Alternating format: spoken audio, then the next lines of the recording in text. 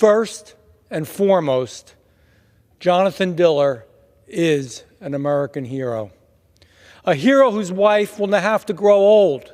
She will grow old without a husband whom she loves so much. A hero whose 1-year-old son will grow up without a dad. And yet what makes this tragedy so gut-wrenching, so horrible, so foul, is the fact that it was 100% avoidable. It did not have to happen.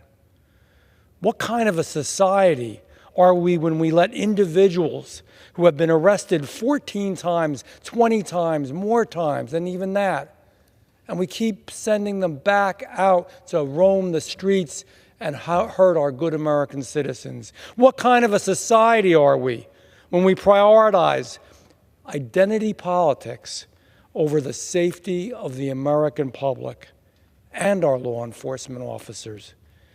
This is a dangerous pattern that we see in New York, but it's all across the country. The left continues to vilify our law enforcement. The left continues to undermine or outright ignore the laws meant to protect our American citizens. The left continues to push weak on crime laws and elect weak on crime district attorneys, and that's where the blame goes. This isn't a matter of policy differences. This is a matter of good versus evil, right versus wrong, law and order versus criminality and chaos. And it cost Jonathan Diller, an American hero serving his community, it cost him his life. How many times must we lose good Americans before people wake up? And we must realize that we need to stand up for our law enforcement officers. How many families must suffer a loss and a loved one before we continue to say enough is enough, that this is it, we've had it, this is the time, this is the place?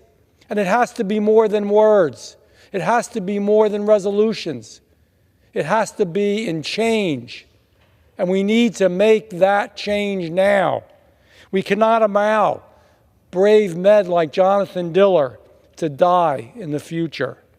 Our police already have one of the hardest jobs that anyone could imagine. We cannot make their lives harder by defunding them. We cannot make their lives harder by demeaning them. We cannot make their lives harder by demonizing them. We can make their lives harder by allowing career criminals to stay out of jail over and over and over again.